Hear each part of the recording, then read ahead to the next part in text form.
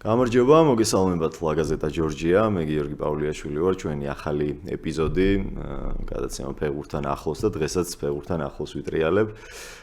ძალიან საინტერესო და კარგი სტუმარი მყავს დღეს ჩემი მეგობარი, ჩემი კოლეგა ლუკა დალაქიშვილი, სპორტული კომენტატორი და ზოგადად ძალიან საინტერესო ადამიანი. მადლობა რომ მოხვედი ლუკა. როგორ ხარ პირველ რიგში მაგით დავიწყოთ. მადლობა მოწვევისთვის. კარგად. სპორტულად დატვირთული ვიტყოდი ამ დღეებში. კი, და ზოგადად ხო ეგ ბედნიერება გვაქვს, რომ ქართული ფეხბურთი საკმაოდ დატვირთულია, ეროვნულ ჩემპიონატზე რა გითხრა, გუშინ კი იყო დინამო ტორპედო დინამო უბრალოდ, მაგრამ მოსამსხვად ბევრი საუბარი მაგაზე მაინც არ გვიწევს, მაგრამ იმედია გავადრო, არც დიდი დრო, რის მერეც უმეტესწილად ჩვენი ესეთი პოდკასტები იქნება სხვადასხვა სატელევიზიო გადაცემები, კი ეროვნულ ლიგასაც უმეტესწილად შეეხება ხოლმე, თუმცა მე მინდა მომავალში 1-2 გადაცემა თავიდან ბოლომდე მიუძღვნა ეროვნულ ლიგას, იმიტომ რომ საინტერესო ამბები იქაც ხდება ხოლმე. იცი რა, ვისაუბრებთ რა თქმა უნდა ქართულ ფეხბურთზე, ჩემპიონთა ლიგა არის ამ დღეებში მთავარი თემა და განმეორებით შეხვედრები გველოდება, ამაზეც გვექნება ლაპარაკი, მაგრამ პირველ რიგში აი ცოტა ზოგადი თემით მინდა დავიწყო. იცი რა, ძალიან ხშირად მე მეკითხებიან ხოლმე ძირითადად ახალგაზრდები მაინც სპორტულ კომენტატორებას, სპორტის კომენტატორობაზე ხო როგორც უფრო სწორი არის. რა უნდა გავაკეთო რომ გამოვიდე კომენტატორი ასე ვთქვათ, არის საჭირო, უნდა ჩავაბარო ეგეთი კითხვებიც არის ხოლმე. არაერთი კომენტატორი მყავდა უკვე აქ გადაცემაში, მაგრამ მათთან რატომღაც ზოგი გადამდგარი კომენტატორი იყო და მაგიტო ალბათ უფრო არ მისაუბრია ამ თემაზე და შენ როგორც ახალგაზრდა კომენტატორი, რომელსაც უკვე საკმაოდ დიდი გამოცდილება გაქვს, ცოტა რჩევებიც გამოუშვი, იმიტომ რომ და მე ვინც არ უყურებს ამ გადაცემას, ამოუჭრი და ჩაუგდებ ხოლმე ეგრევე, რაც ვისაუბრებთ ამ თემაზე დღეს, იმიტომ რომ მართლა ძალიან ბევრი არის ადამიანი, მე მიხარია ეგ ამბავი, რომ ბევრს სურს ამ პროფესიას დაეუფლოს და გამოვიდეს კომენტატორი, ასე ვთქვათ. შენგან მინდა ეს ჯერ ერთი რატო გადაწყვიტე, როდიდან გინდა და რა გამოვიდა, რაც გამოვიდა ის თუ არის ის რაც გინდოდა საბოლოოდ. მინდოდა ღრმა ბავშვობიდან, რა ვიცი, 5-6 წლის ვიყავი უკვე, რომ როცა თამაშობდი კომპიუტერს, ფეხბურთს, ჩემ თვითონ უკეთებდი კომენტარს. ალბათ კომენტატორობის დიდმა ნაწილმა ეგრე დაიწყო. როცა თამაშობდა, ხან მარტო, ხან წყვილშიც მიყავდა ხოლმე. რა ვიცი, ოცნება იყო მართლა და ერთი სული მქონდა, როდის მომეცემოდა შესაძლებლობა, ესე კონკრეტული გზა ვინმეს ურჩიოდა რაღაც რეკომენდაცია მიუცე, მაინც რთული იქნება. პირველ რიგში უნდა მართლა გიყვარდეს ეგ პროფესია და მზადი იყო დიდი გამოწვევების, იმიტომ რომ შეიძლება დღეს გინდოდეს კომენტატორობა, გახდე კომენტატორი, გაგიმართლოს, მაგრამ ორ თვეში უკვე შემდეგ დაგეზაროს და ეს ენთუზიაზმიც მალე ჩაქრეს. პირველ რიგში პრაქტიკაა ყველაფერი, თუ მოწადინებული არის ადამიანი, შეუძლია თავისთვის ჩაწეროს თამაშები, მერე თვითონ უსმინოს, ხვას მოასმენინოს, ვისაც ენდობა, უყუროს ძალიან ბევრ რეპორტაჟს, შეიძლება რომელიღაც კომენტატორი მოგწონდეს, რომელიღაც არა, მაგრამ დიდ გამოცდილებას იღებ, რაც გჭირდება იმას იღებ ყოველ შემთხვევაში და ეს გეხმარება შემდეგში უკვე თუ გახდები კომენტატორი, ეს პრაქტიკა ძალიან კარგია. ეს კონკრეტული უნივერსიტეტი არ არსებობს, რა თქმა უნდა, მაგრამ ზოგადი რჩევებს რაც შეეხება, ბევრი, ვთქვათ, ლიტერატურის კითხვა რო კონდეს სიტყვის მარაგი და რამდენიმე სპორტზე კონცენტრირება. ხშირ შემთხვევაში ბევრ სპორტს მოედებიან ხოლმე და ასე ვთქვათ, შედეგი შეიძლება ისეთი სასარგებლო ვერ იყოს. რამდენიმე სპორტზე თუ გაკეთდება აქცენტი და კარგად შეისწავლიან, ზედმიწევნით შეისწავლიან და ეს ყველა ფაქტორი ერთად შეიკრება, შემდეგ შედეგი შესაბამისი იქნება. კარგი კომენტატორი თუ ხარ, ჩემი აზრით საქართველოში მიუხედავთ იმისა, რომ დიდი ბაზარი არ არის და შეიძლება დიდი მოთხოვნაც არ იყო, ვიცი, ბევრი შრომის და მონდომების ხარჯზე სასურველ შედეგს მიაღწევ და ამ სფეროში შეიძლება ადამიანი დაკავებას. და ხშირად ეგ კითხვაც არის ხოლმე, ხა ჩვენ სილკ სპორტზე ვმუშაობთ ამ შემთხვევაში და ეგ კითხვაც არის ხოლმე, როგორ უნდა მოხვდე, ხო? ნუ აი ესეთი რაღაცა რეცეპტი არსებობს, როგორ უნდა მოხვდე, ხო? რაღაცა ყოფილა თავის დროზე რაღაცა კონკურსები ასე ვთქვათ, მაგრამ მაინც იშვიათად ძალიან და ისიც წარსულში. ყველა რაღაცა ის სხვადასხვა გზით მივდივარ, ძალიან მონდომებული თუ ხარ ადამიანი, მაგალითად სულში არაერთი თანამშრომელი უკვე საკმაოდ გამოცდილი კომენტატორი ყავს ისეთი, ვინც სრულიად თავისით მივიდა რა, ბევრი ყოფილა ეგეთი. უბრალოდ მოსულა ოფისის სად არის, რაღაც ვიღაცასთან შეხვედრა მოუთხოვია, მე უვლია, ჩაუწერია რაღაცები და თავისით მიუღწევია და სურვილს გააჩნია, იმიტომ რომ ესე ხელს არავინ არ მოკიდებს და არავინ არ წაგიყვანს, ხო ხვდები და მაგიტო აი მონდომებაზეა ყველაფერი და კიდე ერთი რაც შეიძლება ვთქვა ამასთან დაკავშირებით, რომ შენ თავიდანვე თქვი ეგ, რომ არ არის ხო ეს ყველაზე მაღალანაზღაურებადი საქმე არ არის, ყველაზე მაღალშემოსავლიანი არ არის. უბრალოდ სურვილი უნდა გქონდეს ძალიან დიდი და უნდა გიყვარდეს, ხო? ალბათ ყველაზე მეტად ამ პროფესიაში გაძლების და ბოლომდე შენი საქმის კარგად კეთების საფთავარი საფუძველი არის ეგ, რომ ძალიან გიყვარს, ხო? ამიტომ ვერ გამდიდრდები. ამაგერად არის რაღაც სხვა პლუსები და მაგ პლუსებზეც მე შეგვიძლია ვილაპარაკოთ. ეხლა გადავიდეთ უშუალოდ ფეხბურთზე და პირველ რიგში მე გუშინ იყო ძალიან საინტერესო თამაშები და აუც კიტეიშვილს გოლს ნახავდი. ძალიან მნიშვნელოვანი თამაში მოიგო შტურმმა ერთ-ერთ კონკურენტთან და ზალცბურგთან და იქვე ძალიან კაი ამბავი მოხდა ის, რომ რაპიდმა მოუგო აუსტრიას და სამქულიანი უპირატესობა აქვს. ზედიზედ მეორე შეუძლია შტურმს გახდეს ავსტრიის ჩემპიონი. და აი ამ თამაშმას და დარჩენილი ნაწილის თამაშების დარწმუნებული ვარ კიტეიშვილს ისეთი ექნება, რომ ძალიან დიდი შანსია ჩემს ზედიზედ მეორედ გახდეს ავსტრიის ჩემპიონატი საუკეთესო ფეხბურთელი. კიტეზე მინდა რომ კითხო რა, ყველამ საქართველოში, ყველამ ძალიან კარგად ვიცით რა დონის ფეხბურთელია, რა შესაძლებლობები აქვს. და უკვე მე მგონი ევროპაშიც, იმიტომ რომ კი შტურმია, მაგრამ ჩემპიონთა ლიგა ითამაშა, ავსტრიის ჩემპიონი ხდება და უკვე მე მგონი პრესაც არ მხოლოდ ავსტრიაში, ევროპაშიც აქვს. აი ზუსტად ის პერიოდია კიტეიშვილის კარიერის, როცა აი ამ სეზონის მერე მაინც თუ არ წავიდა სადმე, მე შეიძლება ძალიან დიდხანს მოუწიო შტურმში დარჩენ. რატო არ მოხერხდა იქ აქამდე შენი აზრით და ამ სეზონის მერე რას ფიქრობ? ტოპ ლიგებზე ვლაპარაკობ რა თქმა უნდა ამ შემთხვევაში. ხო, გეთახმები აბსოლუტურად. ხშირად ვამბობდით აქამდეც, რომ ყველა ველოდით კიტეიშვილს რომელიმე ტოპ გუნდში, ტოპ ლიგაში, ტოპ 5 გულისხმობთ, რა თქმა უნდა. თავისი თამაშით, პირველ რიგში შედეგებით, სტატისტიკით, ყველაფრით იმსახურებს ამას რეალურად და ჩემთვისაც ძალიან გასაკვირია, რომ აქამდე დაინტერესება, თქვა, დიდი დაინტერესება არ ყოფილა. ისევ და ისევ რა შეიძლება დავაბრალოთ ეს. ეხლა როგორ არ შუქდება ის ჩემპიონი, სადაც კიტეიშვილი თამაშობს, მაგრამ და სკაუტების დაკვირვების ქვეშაც ხშირად არის, თუმცა ფაქტია და მოცემულობა ასეთი, რომ რეალურად პლაცდარმად მან ეს გუნდი ვერ გამოიყენა. ლიდერიც გახდა, ბომბარდირთა სიაშია და ყველა სტანდარტს აკმაყოფილებს იმისათვის, რომ უფრო მაღალ დონეზე ავიდეს.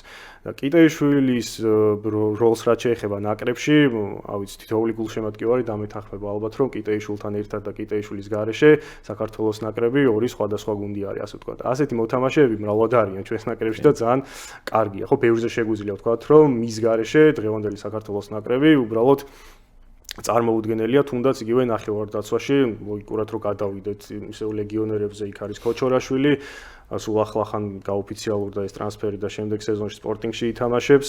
ნუ ყველას გვინდოდა რომ ლა ლიგაშიც ეთამაშა და უფრო მაღალი დონის გუნდში. თქვათ, ლევანტესთან ერთად გადასულიყო ან რომელიმე სხვა უფრო მაღალი დონის გუნდში გამოჩენილიყო, მაგრამ ხო, ალბათ მაინც სწორი გადაწყვეტილებაა ჩემპიონთა ლიგაზე პრაქტიკა, იქ პორტუგალიის ჩემპიონატში პირველი ადგილისთვის ბრძოლა.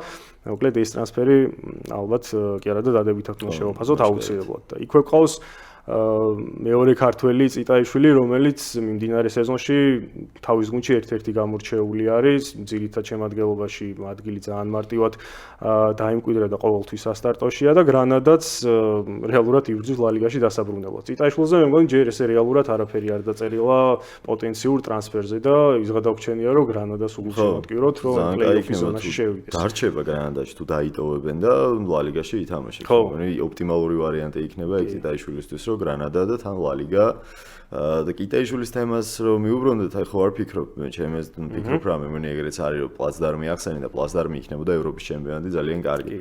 ყველა უყურებს ამ ევროპის ჩემპიონატს, ნახავდნენ რა ფეხბურთელია, როგორი როლი აქვს ნაკრებში, მერე გადახედავდნენ რომ აგერ თურმე ავსტრიის ჩემპიონატის საუკეთესო ფეხბურთელის გახდა წინა სეზონში და ბევრად უფრო წაადგებოდა ეგ ტრანსფერის ამბავში, მაგრამ ევროპაზე სამწუხაროდ პრაქტიკულად ვერ ითამაშა, ხო ერთი თამაში ითამაშა და იმ ესპანეთთანაც ტრავმა მალევე დაშავდა, ხო და აი მაგან არ გაუმართლა ძალიან მაგან ბავშვი, თორე ეს უკვე შეიძლება სხვა მოცემულობაც ქონოდა, მაგრამ ხო მაინც იმსახურებს ყველა ვარიანტში და ამ სეზონის შემდეგ, ვიცი, ეხა ბევრჯერ წინა სეზონის ბოლოსაც ვთქვი დარწმუნებული ვარ, რომ უფრო მაღალ დონეზე ავათქო და ახლა კიდე ერთხელ გავიმეორებ, რომ იმსახურებს და დარწმუნებულიც ვარ, რომ უკეთეს ჩემპიონატში ითამაშებს, იმიტომ რომ ჩვენ გვიწევს ხო ესპანეთის თამაშების აყვანა, ლა ლიგის და იგივე სხვადასხვა გუნდების ნახევარმცველები რო ავიღოთ და ესე უხეშად რო შევადაროთ იგივე კიტეიშვილს, ხო? ბევრ კომპონენტში დარწმუნებული ვარ კიტეიშვილი ბევრად წინ არის, პირობითად ცელტა ვიგოს ნახევარმცველი გუნდებზე ესე უკვე შედარება რომ სევილია იღე ეგეთ გუნდებში ნებისმიერ გუნდს დაამშვენებს ჩემი აზრით და იმედია ასეც მოხდება მომდევნო სეზონში.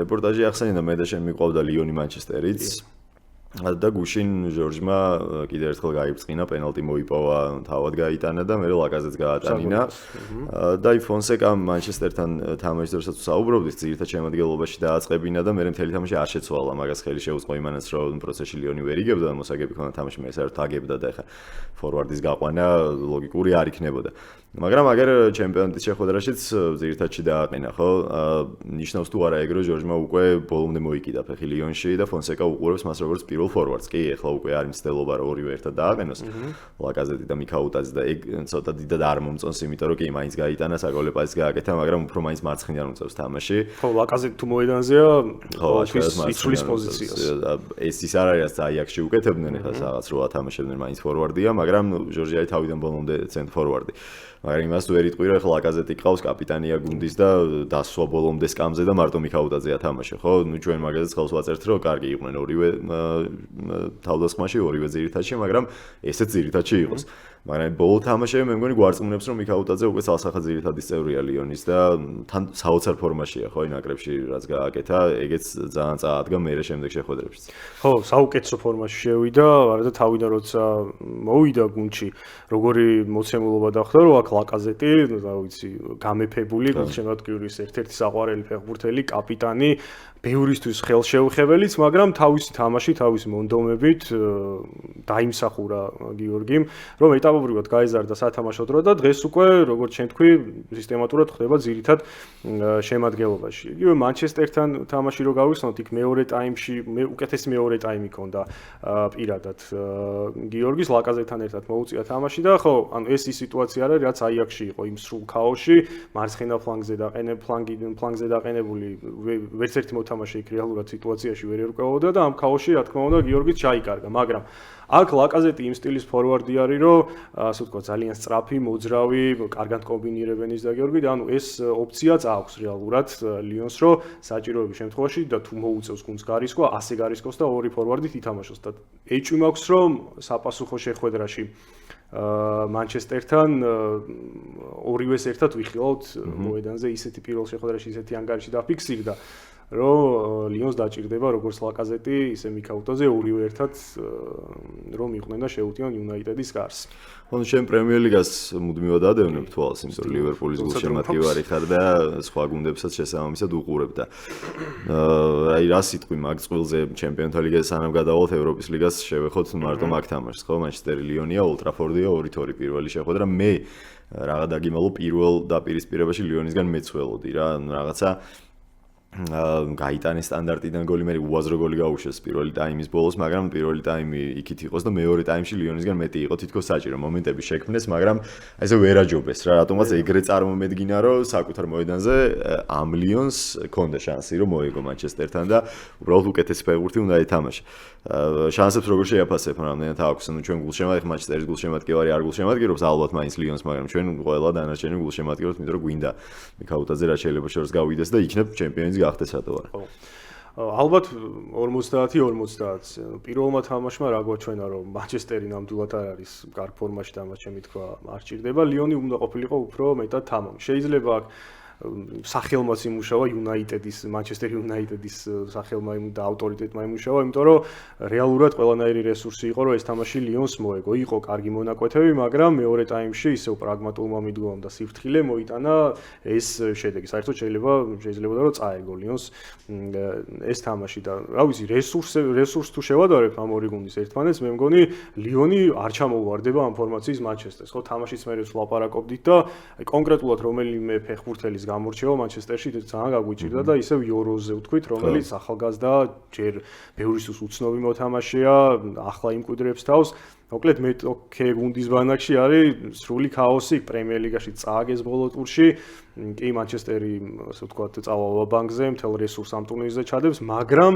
ლიონმა თავისი შემტევი ფეხბურთი თუ ითამაშა და შემტევებს თამაში წაუვიდათ პირველ რიგში გულისხმობ მიქაუტაძეს და შემდეგ ვარაუდობ რომ მეორე ტაიმში თუ დასჭირდა ლიონს ერთადად შეუტევენ ამ მანჩესტერს ამ დაცვის ხაზით წესი ძალიან უნდა გაუჭირდეს მაგრამ რახან თამაში იქნება ულტრაფორდზე და რახან მაინც მანჩესტერ იუნაიტედი ამიტომ ამბობ რომ 50-50-ია თორე ისე რა ვიცი ფიქრობ რომ ლიონი ჩემი აზრით მაინც ცოტა უფრო მეტად მგონია რომ ლიონი უნდა გავიდეს შემდეგ ეტაპზე. ზოგადად აქვე ეხა გამახსენდა სიმართლე რომ ითხრათ თან გუშინ ლაციო რომა იყო დერბი დელა კაპიტალე და თან ხო მეც რაღაც ნაწილს უყურებ მთლიანად ვერ ამ დღეებში გავრცელდა ინფორმაცია რომ რომას უნდა მიქაუტაძის შეძენა და ეგ ტრანსფერი თუ შედგა ან გინდა თუ არა რომ შედგეს ეგეთი კითხვა მექნება იმიტომ რომ მე რომ დავფიქრდი არ ვარ დარწმუნებული რამდენად უკეთესი არის მიქაუტაძე რომ გადავიდეს ლიონიდან რომაში არ ვიცი ანუ სიმართლე ვთქვა არ ვიცი ხზიანაც არ ვარ ვთქვა რა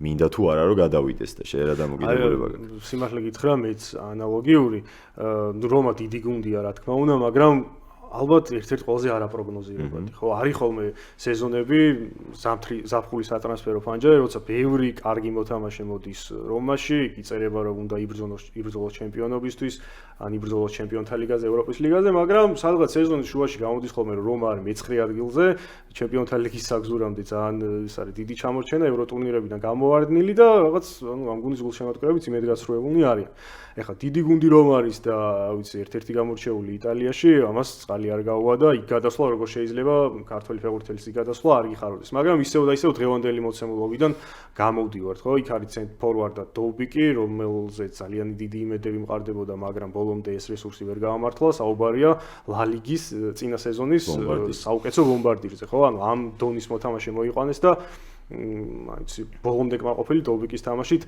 არავინ არ არის ამიტომაც გახდა აქტუალური მიქაუტაძის ტრანსფერი ჩემი აზრით სტილისტურად მიქაუტაძის სტილის მოთამაშე უფრო მეტად მოუხდება ამ ფორმაციის რომას ვიდრე დოუბიკის სტილის მქონე ფეხბურთელი სათამაშო სქემაში ჩაჯდომის და იქ თავის გამოვლენის პრობლემა წესიდარიგით არ უნდა იყოს მაგრამ აი ერთადერთი პრობლემა რაც მე მაქვს რაზეც ვილაპარაკე უკვე არის ის რომ ყოველთვის არეულობა და ქაოსია ამ გუნდში და ეს რაღაც ჩამოყალიბებული სისტემა რომამ ძალიან დიდი ხანია ვერ შექმნა ასე რომ არ ვიცით რა იქნება მომდევნო სეზონში შეიძლება რაღაცა იყოს ის დიდი გამონაკლისი როდესაც ბოლომდე რჩება ხოლმე რომა იგივე ჩემპიონობის ბრძოლაში 10 წელიწადში ერთხელ ხდება სამწუხაროდ ან იყოს ის რაც არის ამ სეზონში და დღეს რა დღეშიც არის რომა სამწუხაროდ ამას ყველა ხედავთ. ხო, თან განსხვავებებიც რა ვიცი საფრანგეთში რაც არის ლიონი თავისი მასშტაბით შეიძლება საფრანგეთში უფრო დიდიც არის ვიდრე რომა იტალიაში. კი, ეგ ცალსახელია.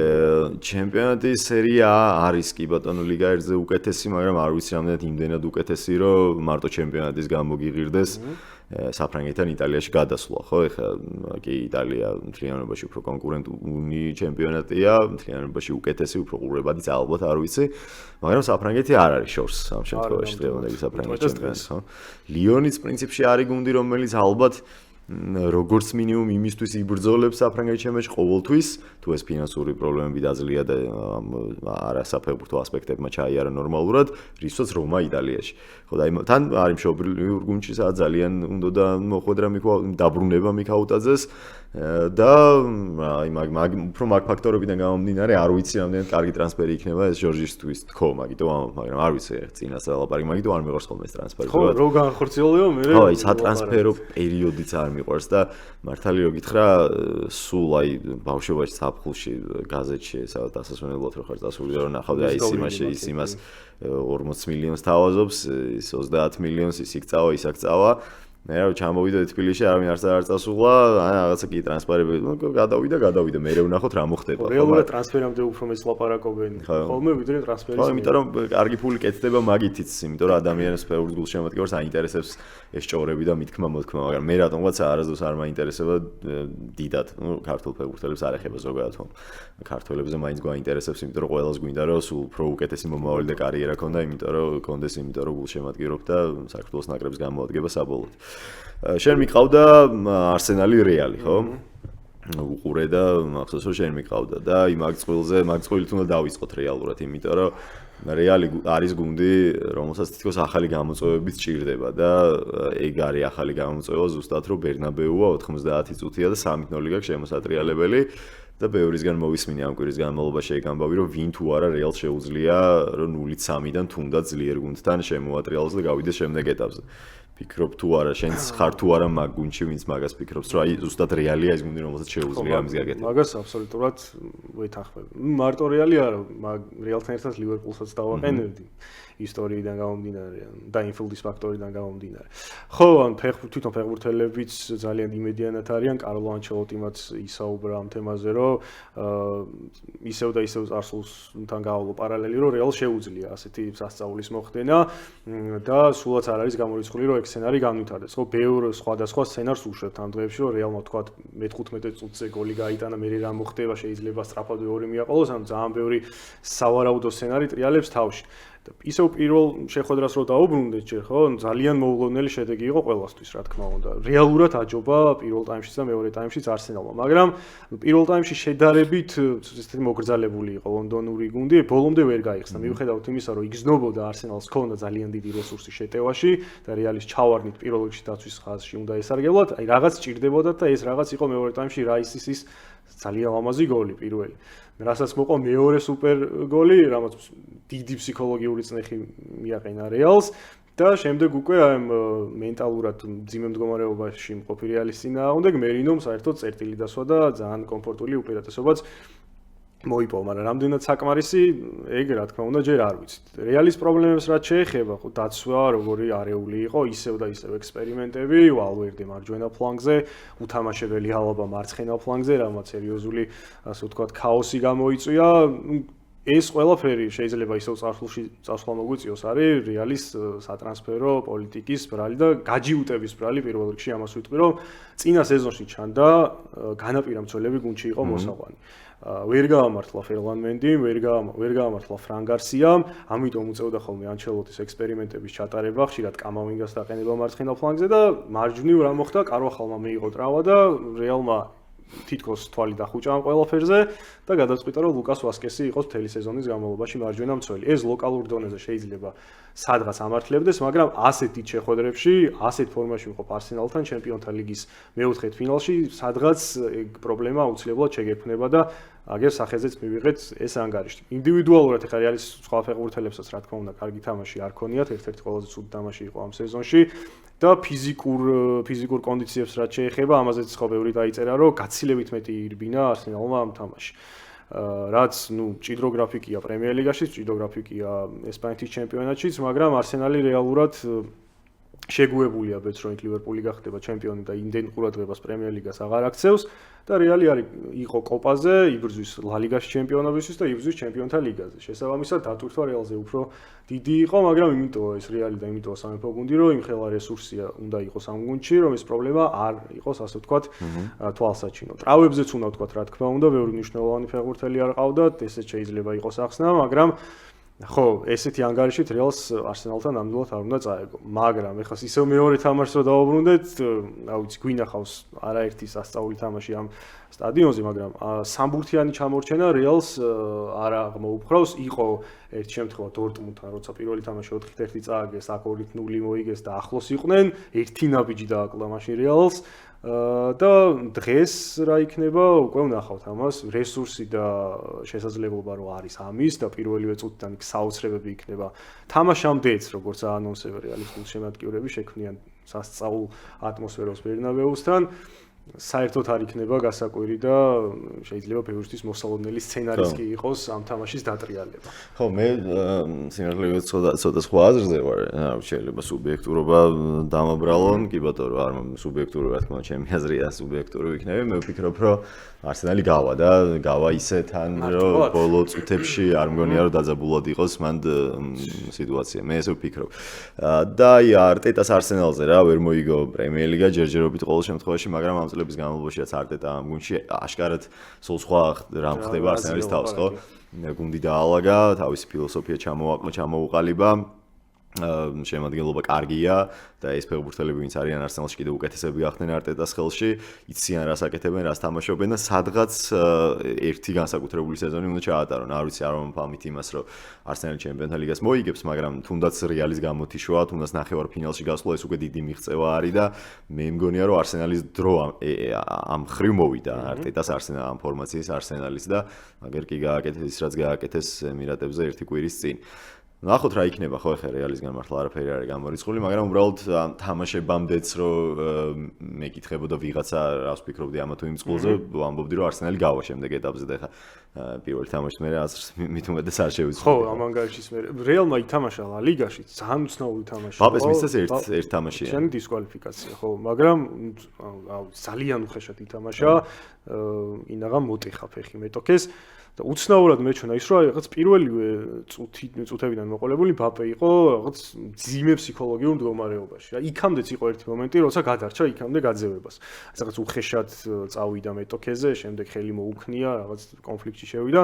ეგ ვერ გავიგე ცოტა რატომ მოხდა და როგორ მოხდა ამ შემთხვევაში და ხო, ანუ იდეალური მდგომარეობა ფსიქოლოგიური თვალსაზრისით რომ არ არის რეალში, ეს თითქოს დავინახე ამ შეხვედრაში, მაგრამ კარლო ანჩელოტია მთავარი მწვრთნელი, რომელსაც ერთი წარბის აწევით შეუძლია ბევრი რაღაც მოაგვაროს. აი უნდა მეთქვა, რომ აი ხო, ყველა გუნდის ცხოვრებაში მით უმეტეს სეზონის ამ ეტაპზე, როცა გადამწყვეტი თამაშებია, პირველ რიგში ამ ხელა გრანდები არიან, პროფესიონალები არიან, მაგრამ მაინც ადამიანები და ფსიქოლოგიურ მენტალურ მდგომარეობას და მზადყოფნას ყოველთვის თითქოს გადამწყვეტი მნიშვნელობა აქვს ხოლმე და თუ რამე შეუძლია ყველაზე უკეთ, რასაც უყურებ მე ამ კაცის კარიერას ამდენი წლის განმავლობაში, ანჩელოტის გულისხმობ, არის პირველ რიგში ეგ.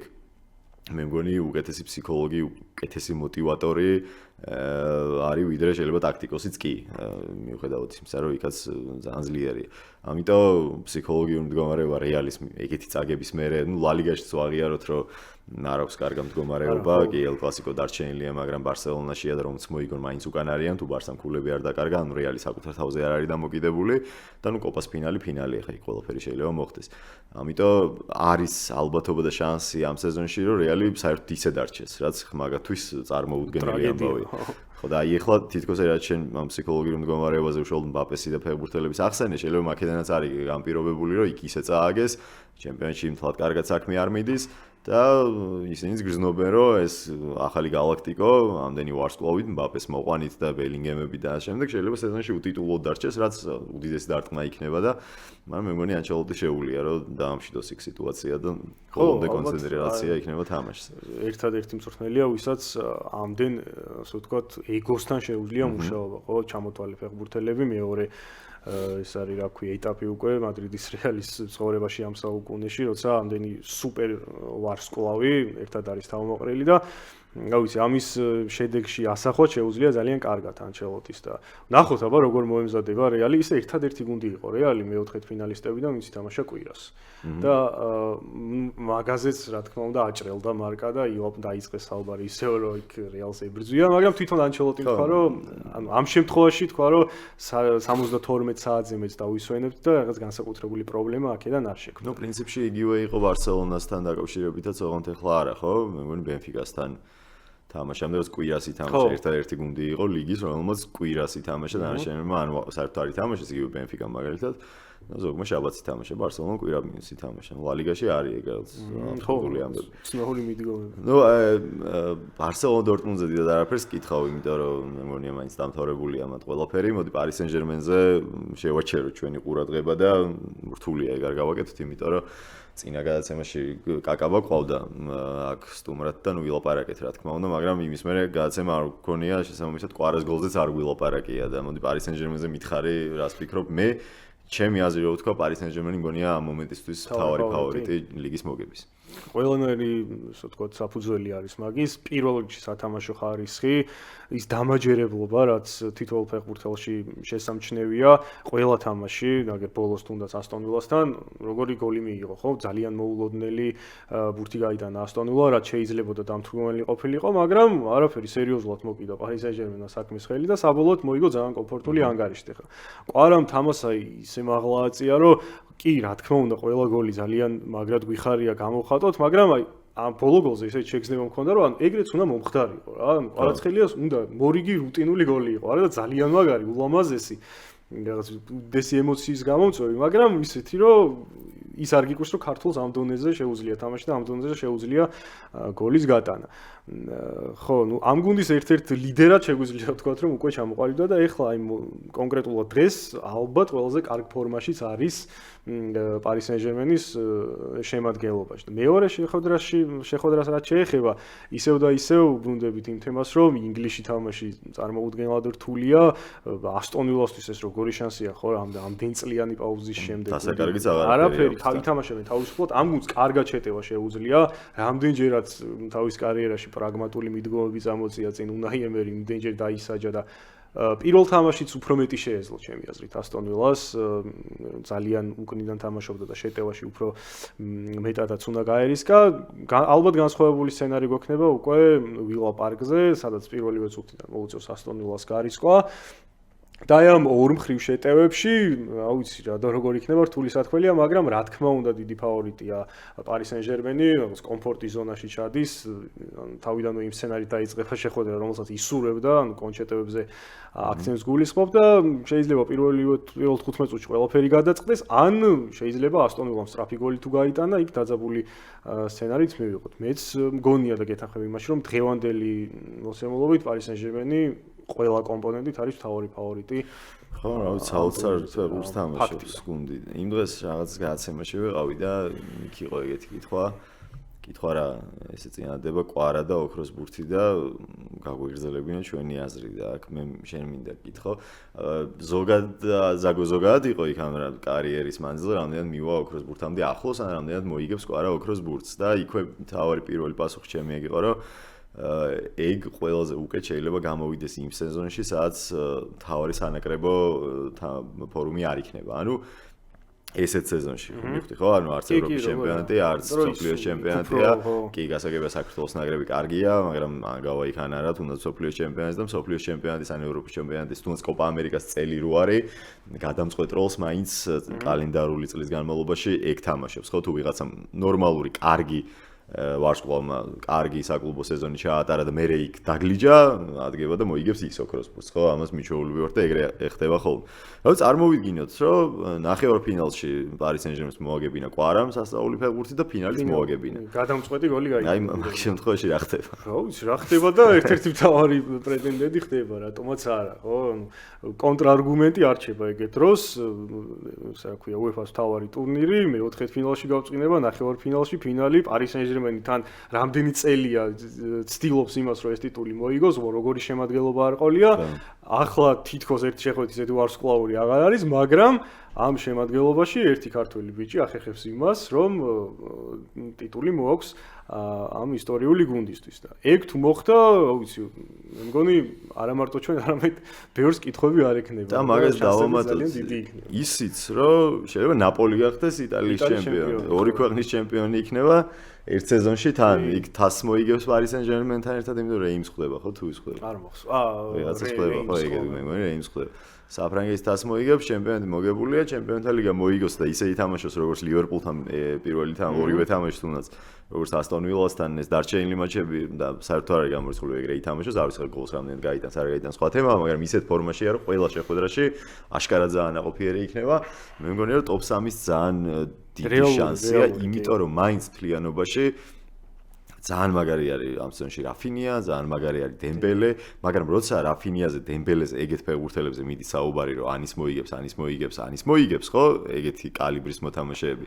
იქვე რატო არა კვარა, იმიტომ რომ ეს აღარ არის ეპოქა, როცა რონალდო იყო, მესი იყო და იქ ინიესტა დაგლიჯავდა, ჩავი, რიბერი, რობენი თუ, სნეიდერი თუ, ვინ რასაც არიზამ და რა დონის მოთამაშეებზეა. ხო, ლაპარაკი არც ერთის დონის არ არის, არც დემბელე, არც რაფინია და არც არავინ კიდევ ვიზეც არის. ხო, ლაპარაკი არც ინიესტასი, არც იმისი, რა ქვია, და ამ შემდეგ ხო, რამდენი ჩამოთვალეთ. ეგეთ ეპოქაში მე მგონი კარგი შანსი არის, რომ თუნდაც top 3 დაიგოს. ჩამოთვალე იმ ფეხბურთელების გვერდით უკვე შეგვიძლია ვთქვათ, რომ არის კვარაცხელია და ნიშნავანი იქნება კონკრეტულად გუნდის წარმატებას, ხო, რომელი გუნდი უფრო შორს გავა ჩემპიონთა ლიგაში. სალაჰი მაგიტო აღარ ვახსენე, რომ ლივერპული გავარდა დიდი ხნის. მიუხედავად იმისა, რომ ფანტასტიკური სეზონი აქვს და იქ პრემიერ ლიგის საუკეთესო მოთამაშე აუცილებლად იყოს და ჩემპიონი გამხდარიყო, ლიგა მოიგო, სალაჰი იქნება და აუცილებლად თავარი კანდიდატი იქნებოდა, მაგრამ ჩემპიონთა ლიგა მთავარი ტურნირია და პრიორიტეტი რა თქმა უნდა ასეთ დროს ენიჭება ამ ტურნირს. დიდი შანსია Paris Saint-Germain ფინალში გავიდეს, დიდი შანსია რომ ეს ფინალი Paris Saint-Germain-მა მოიგოს და შემდეგ უკვე ნახოთ ყველაფერი შეიძლება მოხდეს. ჩვენგან დიდი მხარდაჭერა იქნება მთელი ერისგან, რა თქმა უნდა. აი, მოდი ბოლო წყვილზეც კითხავ, სადაც ყველაზე მეტი ინტრიგაა ალბათ მაინც შემორჩენილი. კი, ინტერმა გასვლა მოიგო, მაგრამ ბაიერნია, მაინც სტუმრადაც მცირედით ფავორიტად ბაიერნია, მიჩნეული არ ვიცი რატომ, იმიტომ რომ მე თავიდან ვფიქრობდი რომ ინტერი უნდა გასულიყო. აქაც ერთი კვირის წინ ვთქვი რომ ინტერი მგონია რომ გავა შემდეგ ეტაპზე თქო. მაგ წყვილზე მითხარი და მე საბოლოოდ მითხარი ფინალისტები მითხარიან, ჩემპიონი მითხარი და მე თუ გაარტყი, ამოგიჭრი და გამოგიგზავნი დავდებსად. ინტერი ბაიერს რაც შეეხება, რა ვიცი, მეც როგორც შენ თქვი ფავორიტად მიმაჩნია ინტერი, პირველ რიგში იმიტომ რომ უფრო ორგანიზებული გუნდია. უფრო დაბალანსებული გუნდი არის ჩემთვის და უფრო მაღალი დონის მთავარი მწვრთნელი ყავს. შეიძლება მაგით უნდა დამეწყო, რომ უფრო მაღალი დონის, ბევრად უფრო მაღალი დონის მთავარი მწვრთნელი ყავს. რა ვიცი, ყველგან სადაც ყოფილა, მithქვამს, რომ წარმოუდგენელი ერთ-ერთი ყველაზე დიდი ის იყო ჩემთვის მოულოდნელობა, როცა გავიგე, რომ კომპანი ძალიან დიდი მოთამაშე, დიდი ფეხბურთელი დაინიშნა, აბსოლუტურად გამოუცდელი მწვრთნელი დაინიშნა მიუნხენის ბაიერნის მთავარ. გავარდა ბანლისთან ერთად. ანუ არაფრისთვის არ მიუღწევია, გუნდი გავარდა ჩემპიონშიპში და თვითონ თავი ამოყო მიუნხენის ბაიერნის მთავარ მწვრთნელად, ხო? ინგლისში ეგეთი ექსპერიმენტები ხშირად ტარდება ხოლმე. რომ წარსულში კარგი ფეხბურთელებს სამწვრთნელო კარიერის საწყის ეტაპზე ჩავარდის მერე მეორე შანსს აძლევენ ხოლმე, ხო? აი ლამპარდის მაგალითი რო ავიღოთ. აი ბოდიში გაწყვეტინებ ახლა უცებ დავფიქრდი. ხო 1000ჯერ ლოგიკური იქნებოდა, რომ ბაიერნის მთავარ მწვრთნელად წაიყვანა თვილი სანიოლი. რა თქმა უნდა. იმიტომ რომ ჯერ ევროპის ჩემპიონატზე გაიყვანა საქართველოს, ხო, იმათვის ჩვენ კი ვიცით რომ კარგი ფეხბურთელები ყავს და ველოდებოდით და გვინდოდა, მაგრამ მსოფლიოში ეგრე არ განიხილავენ, რომ აი კი კვარაც გაიგეს, ვიღაცები გაიგეს, მაგრამ სანიოლმა გააკეთა ეს, რომ ნაკრები რომელიც ვერასდროს ვერაფერს აღწევდა ევროპაზე გაიყვანა, ვიღაცა სერიოზულ გუნდებს მოუგო, პორტუგალიას მოუგო და თან ბაიერნის ლეგენდაა როგორც ფეხბურთელი ის კაცი, ხო? ბევრად ლოგიკური იქნებოდა რომ მოეკიდათ ხელი სანიოლის ალბათ ხა სამწუხაროდ ჩვენთვის მე ესე ვფიქრობ რომ სანიოლი გვჭირდება კიდევ ჩვენი სამწუხაროდ ესეც ადგებოდა წავიდო და ძალიან მიყვარხართ, მაგრამ ბაიერნი მეძახის და ეხა საქართველოში ვერ დავრჩები, ხო, იტყოდა. ბევრად ლოგიკური არ იქნება ვიდრე კომპანიის წაყვანა. ეგრე ხდება ხოლმე როგორც წესი და ეს იყო ყველანაირი კონტექსტიდან ამოვარდნილი თემა. ანუ ბარნლი რო ბალია ამ გუნდთან ერთადაც კომპანიის რაღაცა დამახასიათებელი ნიშანი, შედეგი არ ქონია. ასე რომ ხო ეს კომპონენტები რა ჩამოთვალე და ის პირველი შეხვედრის ანგარიშიც გავითვალისწინოთ, სტუმრად მოიგო ინტერმა და ამ სეზონში ინტერის დაცვის გაროღა ასეთი იოლი ნამდვილად არ არის, ესეთი შემტევებისთვის როგორც მიუნხენის ბაიერს ყავს. ფავორიტი ჩემთვისაც იტალიური გუნდია. მეორე თამაშის აი სცენარი როგორ იქნება, მაგის თქმა გამიჭირდება. დაცვიდან ითამაშებს ინტერი თუ ამ უპირატესობის გამტკიცებას, ეგეთი არაპროგნოზირებადი გუნდია, მაგრამ საერთო ჯამში მგონია, რომ წინ არის ბევრად ამ დროისთვის ბაიერთან შედარებით რა. აი და მოდი ვინ მოიგებს ლიგას ახლა მაგას რთულია იფიქრო და გაარტყა ასე ვთქვათ, მაგრამ პროგნოზებს ყოველთვის ვაკეთებთ ხოლმე რა გგონია, როგორ გგონია და ფინალისტები ვინ იქნებიან და ჩემპიონი ვინ გახდება. ვინ გინდა არა, ვის ფიქრობ? Paris Saint-Germain-ს ვიტყვი და იმას რა ქვია, ბარსელონას. Paris Saint-Germain ბარსელონას ვიტყვი და მოდი მაინც ცოტა უფრო მეტ უპირატესობას მიცევ Paris Saint-Germain-ს. ხო, ფინალს მეც მაგას ვფიქრობ. და ერთ-ერთი პირველი სტუმარი დატო მყავდა აქ ვაციკაძე რა და მაშინ ჯერ კიდე პლეინები იყო მე მგონი. და ეკითხა დაუსვი ფინალში ვინ გავლემეთ კი ისე მითხარი თქო და მაგას ვერ არ გეტყვით რაღაცა მე რა ვიცი თუ რაღაცა მე თქვა ჯი მეოთხედ ფინალისტები ნახევარ ფინალისტები და მე ვთქვი რომ Paris Saint-Germain ბარსელონა თქო რა და რას მერჩიო და იცი რომ ბარსელონას გულშემატკივარია ჩემსავი და რატო რას გერჩი რა გინდა მეთქი ან ბარსელონა მოიგებს ვისაც გულშემატკივარო ან Paris Saint-Germain კვარა მეთქი უკეთესი ვარიანტი რა გინდა მეთქი და არა არ მინდაო ეგო ტანჯვა იქნებაო ჩემთვისო რა და მე რომ დავფიქრდი დროთა განმავლობაში და რომ მოახლოვდა ეგ ამბავი ხო რომ შეიძლება შეხვდნენ ერთმანეთს ბევრი აღარ დარჩა ეხლა რო ვფიქრობ მეც ცოტა აღარ მინდა უკვე იმიტომ რომ იცი როგორი თამაში შეიძლება საერთოდ არ უყურო. ძალიან გამითხრება ორი. პირველ ფინალში რო შეხვედროდნენ, უფრო მარტივი იქნებოდა რა. მე მქონდა ეგ გამოცდილება მაგალითად ლივერპულს შეხვდა Paris Saint-Germain-ი. მაგ თამაშზე მუშაობა მომიწია და ისეთი შეგრძნება იყო რა. რა თქმა უნდა ძალიან მეწყინა ლივერპულის გავარნა და ეხა ლოგიკურია ხო? გუნდს ლივერპულს გულშემატკივრობდი, პარალელურად კვარას წარმატები. არა ისეთი ორი თამაში მქონდა რომ თან მერვე ფინალში რო გავარდა ჩემი საყვარელი გუნდი ისე მივიღე და აი ფინალში ეხა თქვენ ადგილას ყოფნა ზართული იქნება მაგრამ მაინც მინდა იყოს ორივე და თუ წაყვანა არ მომიწევს ნუ უყურებ მაგრამ ემოციებს გამორთავ საერთოდ და ბოლოს გამიხარდება ორივე აბსოლუტურად ვინც დამსახურებულმა მოიგოს მოკლედ ვინც დაიმსახურებს რა მადლობა დავაკ ძალიან საინტერესო იყო შენთან ლაპარაკი როგორც ყოველთვის ერთი კვირით დაგემშვიდობებით ავი წინასწარ გილოცავთ ამ დღესასწაულებს აღდგომა მოდის აღდგომამდე ერთმანეთს აღარ შევხვდებით და იმ კვირაში დაგიბრუნდებით აბა დროებით